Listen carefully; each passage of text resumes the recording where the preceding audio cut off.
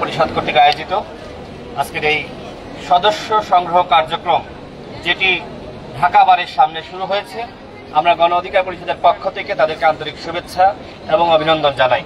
এটি একটি চমৎকার আয়োজন। সকালে যখন আমি এটি দেখলাম যে তারা এই ধরনের একটা আয়োজন করেছে, আমার অত্যন্ত ভালো লাগলো। রাতেই এরশাদ ভাই আমাকে বলেছিলেন যে এখানে আসার জন্য। তো আমি এখানে এসে দেখলাম যে অনেক আইনজীবী, খাতাটা কোথায়, আচ্ছা, অনেক আইনজীবী দেখলাম যে তারা গণ অধিকার পরিষদের সহযোগী সংগঠন, অঙ্গ সংগঠন আইনজীবী অধিকার পরিষদে তারা যুক্ত হওয়ার জন্য এখানে সর্বমোট 82 জন তারা আইনজীবী অধিকার পরিষদে আজকে প্রাথমিকভাবে যুক্ত হয়েছে। মাত্র 3 ঘন্টার মধ্যে, আচ্ছা, মাত্র 3 ঘন্টার মধ্যে এই কার্যক্রম আগামী 3 দিন ধারাবাহিকভাবে তারা চালিয়ে নেবেন 10টা থেকে 5টা পর্যন্ত। এখানে আমাদের আইন সম্পাদক সৈকত ভাই, যিনি ঢাকা বারের দায়িত্ব পালন করছেন, এবং আরো অন্যান্যরা আছেন। তো আমি সবাইকে ধন্যবাদ জানাচ্ছি। আমরা চাই প্রত্যেকটা বারে এইভাবে আইনজীবী অধিকার পরিষদের পক্ষ থেকে সদস্য সংগ্রহ কার্যক্রম শুরু করা হোক। আমরা যেটি বলেছি যে আইনজীবী অধিকার পরিষদ গণ অধিকার পরিষদের সহযোগী অঙ্গ সংগঠন বা ভ্রাতৃপ্রতিম সংগঠন যেটি হোক না কেন, নেতৃত্ব নির্বাচন এবং কার্যক্রমের ক্ষেত্রে তারা স্বাধীনতা ভোগ করবে। তারা তাদের নেতা নির্বাচন করবে। এখানে গোলাম সরোয়ার জুয়েল, যিনি আহ্বায়ক হিসেবে নির্বাচিত হয়েছেন, এবং নূরে এরশাদ সিদ্দিকী, এটা আইনজীবীরা মিলেই ঠিক করেছে।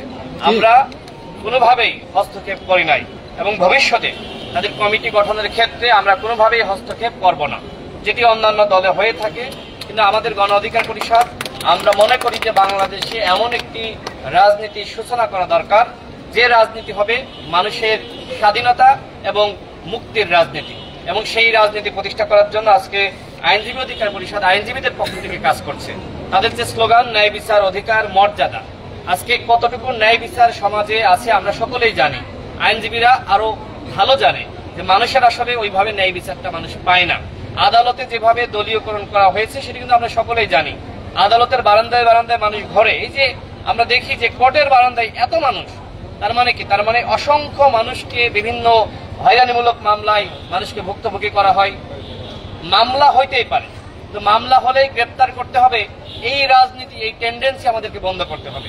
যেটি ইতিমধ্যে আমাদের সম্মানিত আইন উপদেষ্টা, আমাদের ঢাকা বিশ্ববিদ্যালয়ের স্বনামধন্য শিক্ষক আসিফ স্যার বলেছেন যে মামলা হলেই গ্রেপ্তার করতে হবে, এই রীতি আর বাংলাদেশে থাকবে না। আমরা বিভিন্ন জায়গায় শুনছি যে মামলার নামে হয়রানি করা হচ্ছে। এখন যেহেতু এই স্বৈরাচার সরকারের পতন করা হয়েছে, এখন বিভিন্ন জনকে, বিশেষ করে সাধারণ মানুষ যারা, তাদেরকে ভয় দেখানো হচ্ছে যে টাকা দাও, চাঁদা দাও, না হলে মামলায় নাম ঢুকিয়ে দেব। এর বিরুদ্ধে আমি বলবো আইনজীবী অধিকার পরিষদকে দাঁড়াতে হবে। আজকে লেজুর ভিত্তিহীন যে আইনজীবীদের কার্যক্রম, আইনজীবীদের যে সংগঠন করার অধিকার, সেটি নিশ্চিত করতে হবে। যেটি এখানে দাবি এসেছে, এখানকার বিজ্ঞ আইনজীবীরা বক্তব্য রেখেছেন যে আইনজীবী অধিকার পরিষদ হবে একটি লেজুর ভিত্তিহীন সংগঠন।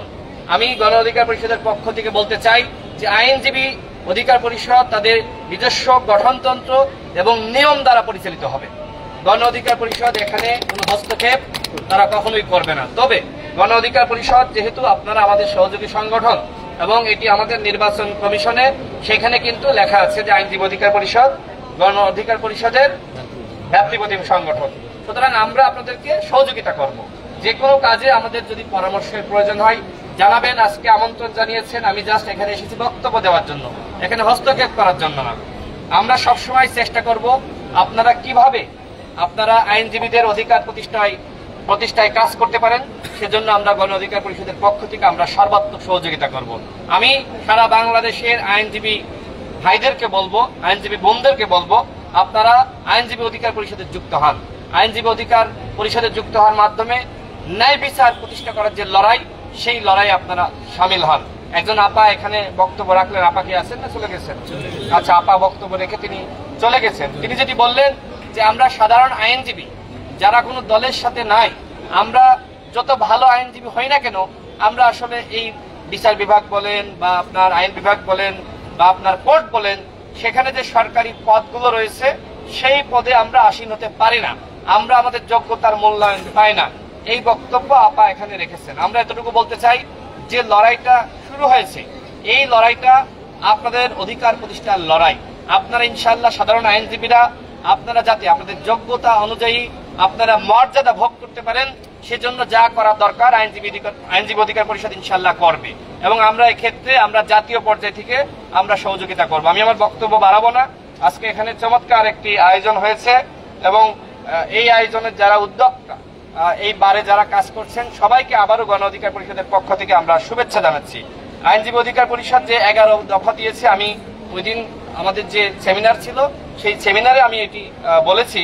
দেখেন, আজকের বাংলাদেশ পিছিয়ে যাওয়ার কারণটা হলো বিচার বিভাগ স্বাধীন না। বিচার বিভাগ যদি স্বাধীন হতো তাহলে এইভাবে শেখ হাসিনা হাইকোর্টকে ব্যবহার করে তত্ত্বাবধায়ক সরকার ব্যবস্থা কোনোভাবে বাতিল করে আজকে সংকট তৈরি করতে পারতো না। আজকে যে সংকট তৈরি হয়েছে, এই সংকটের কারণেই কিন্তু গণ অভ্যুত্থান হয় এবং গণ অভ্যুত্থানের মাধ্যমে শেখ হাসিনার বিদায় হয়েছে।